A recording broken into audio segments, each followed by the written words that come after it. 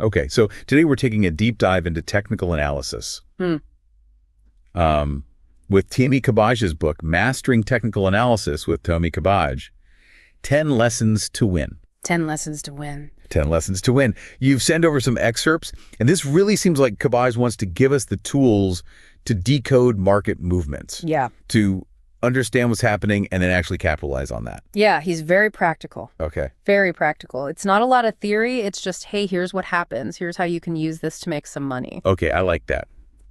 A lot of times people get bogged down in the theory and then you walk away and you're like, wait a second. Right. How do I actually apply this? Yeah, no, this is a very actionable book. Okay, cool. So before we get too far into like candlestick patterns and RSI and all that, I think it's important to take a step back and just clarify for anyone listening, like what IS technical analysis. Sure. And maybe even more importantly, how does it differ from fundamental analysis? Right. So fundamental analysis is where you look at a company or an asset and you try to figure out, okay, what is this worth? What is the intrinsic value? Mm-hmm. You're going over financial statements. You're looking at what the industry's doing. You're trying to figure out, okay, what is this worth?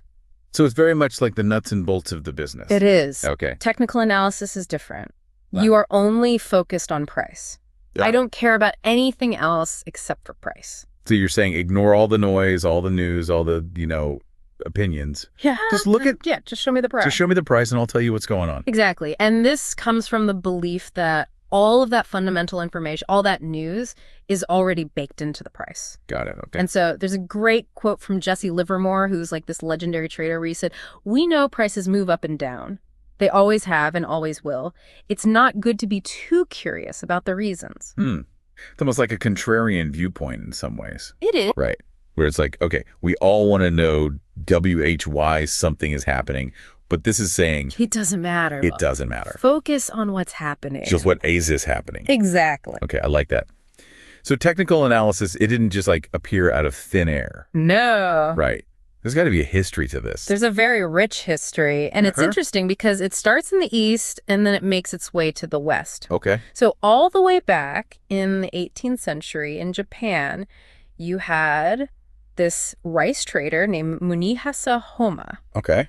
And he was using candlestick patterns to try to figure out, okay, what's rice going to do? So these candlestick patterns, these are those like little chart formations that look like... Candlesticks. Candlesticks, right? Exactly. Yeah. So it starts there. And then in the West, probably the biggest figure is Charles Dow. Okay. Right? The guy who created the Dow Jones Industrial Average. So he was a proponent of this whole idea of technical analysis. He was. Wow. Yeah. It's pretty cool. Interesting. So, I mean, it seems like there's this big emphasis in technical analysis on understanding market psychology. Yeah. Right. Very much so.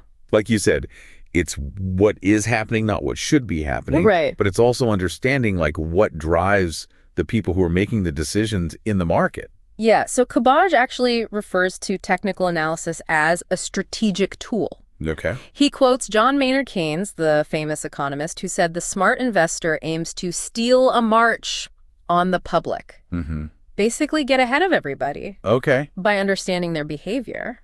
So it's using this knowledge, this understanding of how people are going to react to make better decisions. To predict how the crowd is going to behave and then capitalize on that. Okay, so let's talk a little bit more about those candlestick patterns. You said they kind of originated in Japan. What do they actually tell us? So each candlestick, it tells a story. Okay. It's a story of the battle between buyers and sellers. So the thick part of the candlestick, that's called the body. Okay.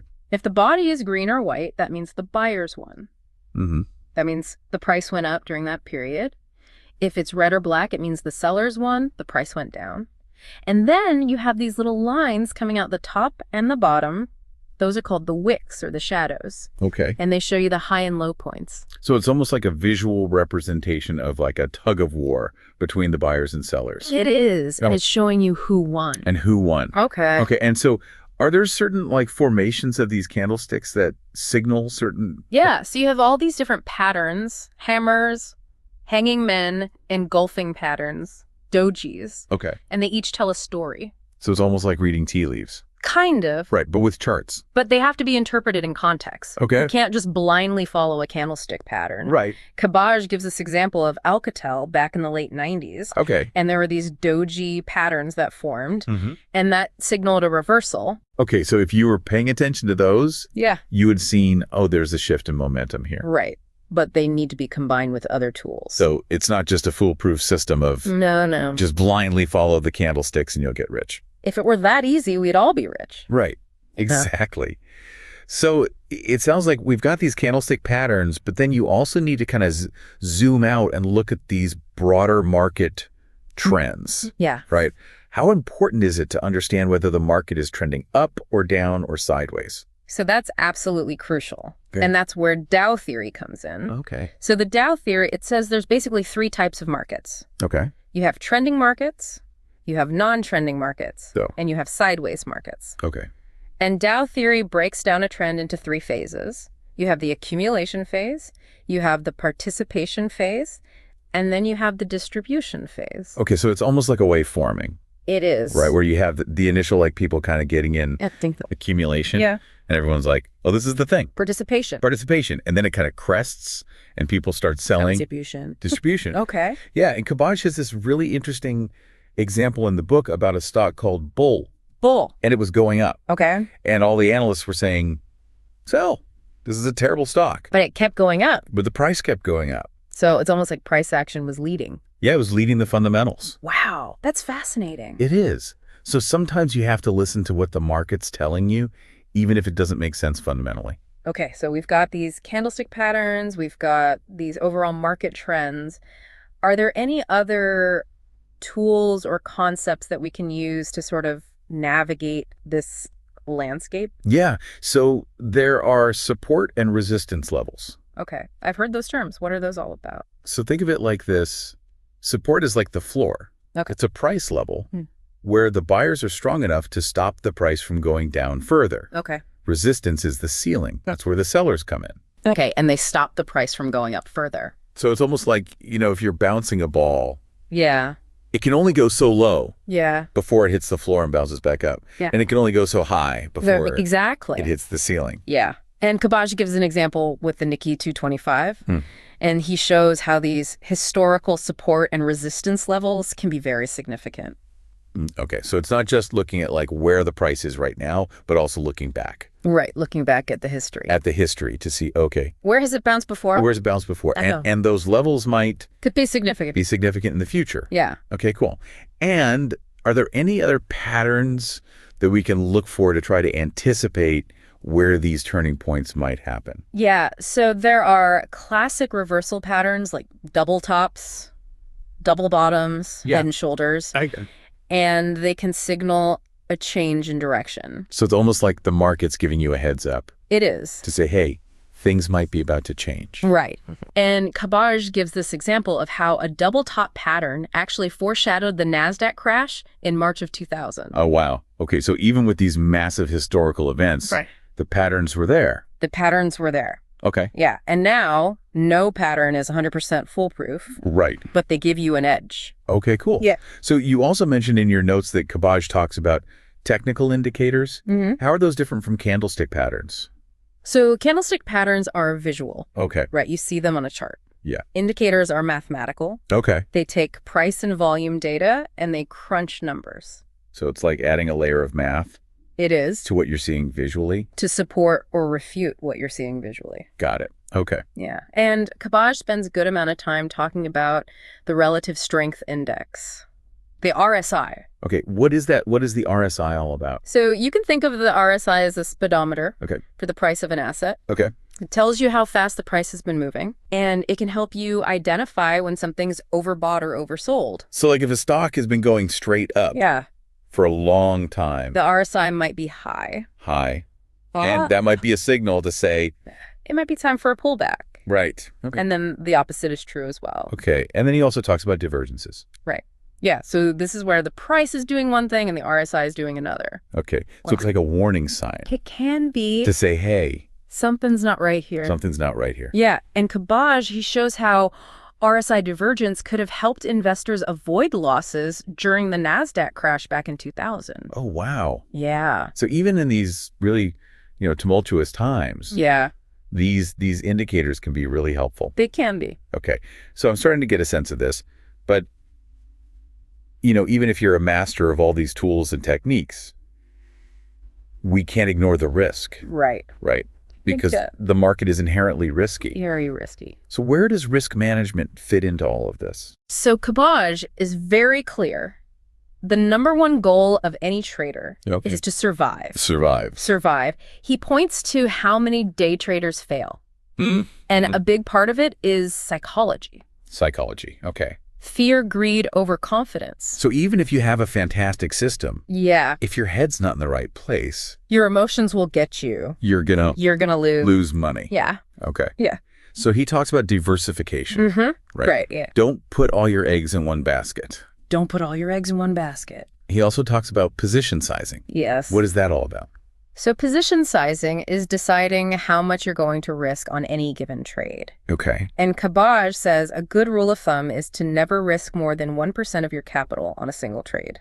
Okay. Yeah. And then he also talks about risk-reward ratio. Okay. And the risk-reward ratio, that's basically like, okay, if I risk $1, how much am I potentially going to make? Right. Exactly. And he recommends a risk-reward of at least 3 to 1. Okay. So for every dollar you risk, you want to make at least $3. At least $3. Yeah. Okay. So I'm starting to get a sense of this. But what are some of the actual tools that we can use to manage that risk? So there are stop-loss orders. Stop-loss orders. You can set a price where your position will automatically be sold if the price drops to that level. So it's like a safety net. It is. Yeah. It is. Okay. And then he also talks about trailing stops. Trailing stops. Okay. So this is a stop-loss order that moves up as the price of your position goes up. So you're locking in profits as the trade moves in your favor. Exactly. Okay. I like that a lot. So it seems like, you can do everything right. You can have a great system. You can manage your risk. But sometimes stuff happens, right? Yeah. There are things that are unpredictable. Yeah. And that's why Kabbaj talks about Enron. Yes. This company that everyone thought was amazing. Oh, and then bankrupt. It all came crashing down. Yeah. So it's a reminder that even with all the best laid plans, sometimes things go wrong. And you got to be prepared for that. You do. Okay, so this brings us to another important topic, which is position sizing. We kind of touched on it before, but you mentioned Kabbaj challenges the idea of using a fixed position size for every trade. He does. What does that mean? So the traditional approach is like, okay, I've got a $100,000 account. I'm always going to risk 1%. So I'm always going to risk $1,000. Okay. Right. Kabbaj says that's not always the best way to do it. So instead of risking the same amount every time, I should be adjusting it based on the opportunity. Based on the opportunity. And that's where he gets into the Livermore system. The Livermore system. Okay. That sounds interesting. It is. We're going to have to dive into that in the next part. In the next part. Of our deep dive. Yes. So we talked about the Livermore system last time and how Kabbaj really challenges this idea of fixed position sizing. Right. Instead of just risking the same amount every single trade, it's about kind of adjusting that based on the opportunity. Right. And he has this whole system for how to do it. Okay, cool. Well, before we get to the Livermore system, I think it's important to take a step back and think about like building a robust trading system in general. Yeah. Like how do we actually put all these pieces together? So Kabbaj is very clear on this. There's no one size fits all. Right. Right. Like some people are going to be more risk averse. Some people are going to love taking risk. Right. And it might depend on your financial goals, your time horizon, all sorts of things. Absolutely. Your personality. Like some people just can't sit still. Right. They need to be trading all the time. Okay. So he talks about identifying your trading style. Yes. So what are some of those styles? So he breaks it down into 3 main categories. You've got scalping. Okay. You've got day trading and you've got swing trading. Okay, so I've heard those terms before, but can you just kind of remind me what each one means? Yeah, so imagine a spectrum. Okay. Okay. And on one end of the spectrum, you have people who are like super fast, like in and out in seconds or minutes. That's scalping. Okay. And they're just trying to capture these tiny little price movements. So they must be like glued to their screens all day, just watching every little tick. Yes. And they have to be okay with making a tiny profit on each trade. Okay. And then on the other end of the spectrum, you have swing traders. Okay. And these are people who are much more patient. They might hold trades for days, weeks, even months. So they're trying to capture those like bigger swings in the market. Exactly. The bigger trends. Okay. And then where do day traders fit in? They're kind of in the middle. Okay. They're not holding positions overnight. They might make several trades throughout the day. Okay, so they're kind of like capturing those intraday moves. Yeah, exactly. Okay, so it sounds like, figuring out your trading style is like step one. It's absolutely crucial, because if you try to be a scalper, but you're really a swing trader at heart, you're going to be miserable. You're going to be miserable. Okay, so once you've figured out your style, then what? How do you actually go about building a system? So now you need to define your entry and exit criteria. Okay. Right? So when are you going to get into a trade? When are you going to get out of a trade? And this is where all those tools and techniques that we talked about come in. Exactly. Yeah. So like candlestick patterns, indicators, support, and resistance levels. All of it. Okay. So maybe you decide, okay, I'm going to enter a trade when I see this particular candlestick pattern form. Mm-hmm. Or maybe you say, I'm only going to trade when the RSI dips below a certain level. Okay. And then for your exit criteria, maybe you say, okay, I'm going to get out when my stop loss is hit, or I'm going to get out when the price reaches my target. And having these rules like written down Absolutely is really important because it helps you stay disciplined. Yes, you don't want to be making decisions based on emotion. You want to have a plan and stick to it. Okay, so your system should also include rules for position sizing and risk management. Yes. Right. Huge. So we talk about never risking more than 1% of your capital on any single trade. Right. Or using a trailing stop to protect your profits as the trade moves in your favor. Right. Okay. So it's kind of like, creating a roadmap for navigating the market. It is. It's your guide. Yeah. Especially when things get chaotic. Right. Because the market's going to throw all sorts of curveballs at you. It will. And your system is what keeps you grounded. Okay. So I'm starting to get a sense of this, but, Kabbaj focuses really heavily on technical analysis. Yeah. Is there any room for fundamental analysis in all of this? Yeah. So that's a great question. And a lot of traders struggle with this. Like, where does fundamental analysis fit in? Right. And Kabbaj, he acknowledges that fundamental analysis can be valuable for understanding the broader economic context. Right. Right. Like what's happening with interest rates, what's happening with inflation. So it's not about just completely ignoring fundamentals. It's not about throwing it out the window. Yeah. He just believes that price action is ultimately the most important indicator. Okay. So even if a company has fantastic earnings, eventually that's going to show up in the price. It's going to show up in the price. Exactly. Okay. So it's not about choosing one or the other. Yeah. It's about finding a way to integrate. To integrate them. Okay. Yeah. And some traders, they'll use fundamental analysis to identify potentially undervalued companies. Mm-hmm. And then they'll use technical analysis to determine the optimal entry and exit points. Okay. So it's like a two-pronged approach. Yeah, exactly. Okay. So once you have your system, you've got your entry and exit criteria. Yeah. You've thought about risk management.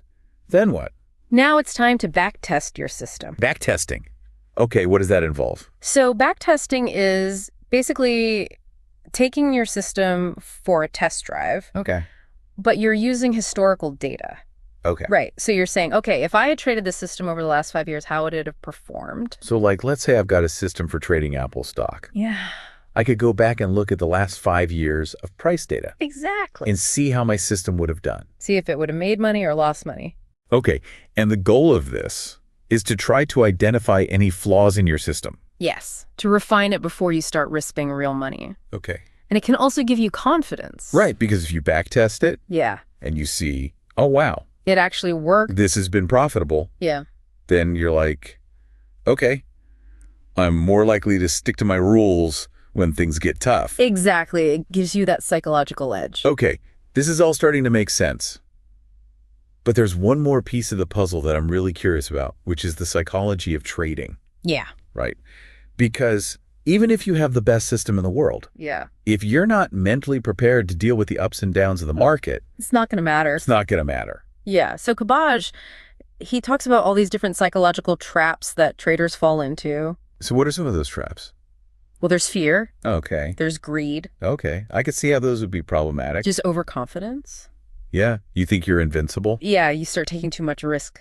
Okay. And then there's this thing called chasing losses. Yes. Which I think we've all probably been guilty of at some point in our lives. Yes. It's that urge to double down on a losing bet. Right. Hoping to make back your money. Like when you're at the casino. Yes. And you're down $100 and you're like, no. Yeah. I'm going to win it back. Just one more hand. Just one more hand. Yeah. And in trading, that can be disastrous. Okay. So it seems like this whole idea of mastering your emotions is as crucial as mastering technical analysis. It is. It's huge. And Kabbaj, he calls it developing a trader's mindset. Okay. So what are some of the characteristics of this trader's mindset? Well, it's about cultivating discipline. Okay. It's about being patient. It's about being able to manage your emotions. So it's almost like, training your mind like you train for a marathon or something. It is. It's mental toughness. Okay. Yeah. And a big part of that is having positive expectancy. Positive expectancy. What does that mean? So this is the belief that over the long term, your trading system is going to generate profits.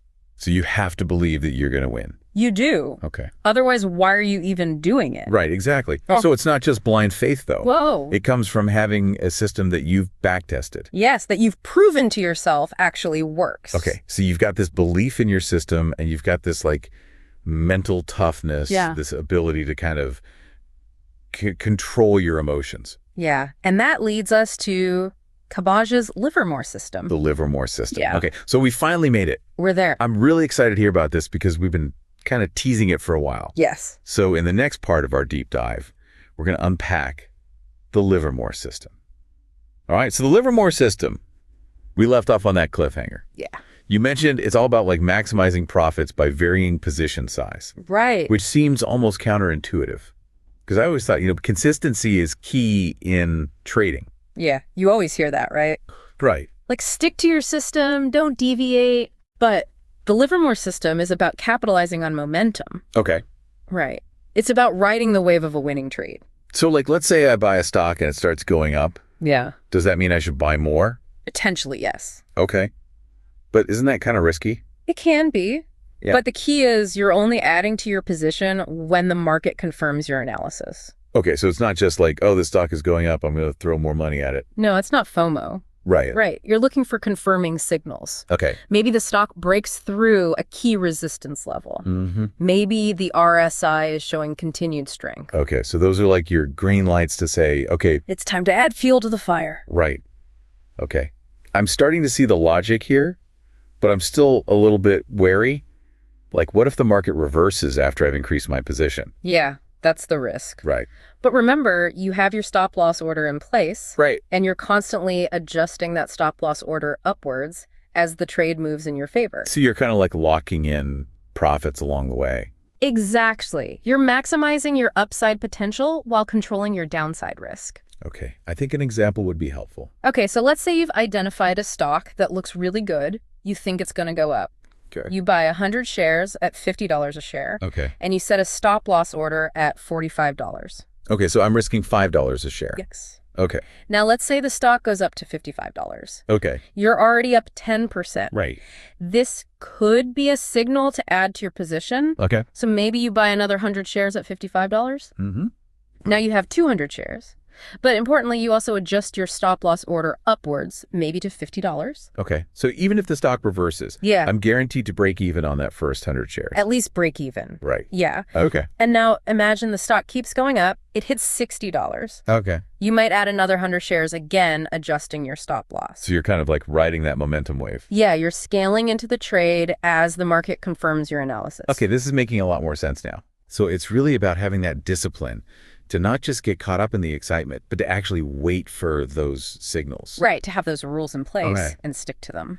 Okay, cool. Well, this has been a really fascinating deep dive into the world of technical analysis. Yeah, it's a lot to take in. It is. We've covered so much ground from the history and the philosophy to these very specific tools and techniques. And I feel like I have a much better understanding now of how to approach the market from a technical perspective. Good. I'm glad. But it's not just about the technicals, right? No. It's about understanding how the market works. Market psychology. Market psychology. It's about managing your risk. It's about having that discipline. Having that trader's mindset. Yeah, and even if you have the best system in the world, if you're not mentally prepared to deal with the ups and downs, it's not going to work. It's not going to work. Yeah, you're going to self-sabotage. So I think that's a really important takeaway. Yeah. It's not just about being smart. It's about being mentally tough. It's a mental game. It is a mental game. Yeah. Cool. Well, any other final thoughts before we wrap up? Just remember, technical analysis is a tool. It's not a guarantee. Right. You have to put in the work. You have to develop your system. You have to manage your risk. But if you do that, it can be a very powerful way to approach the market. Absolutely. Well, this has been another incredible deep dive. It has. Until next time. Happy trading, everyone.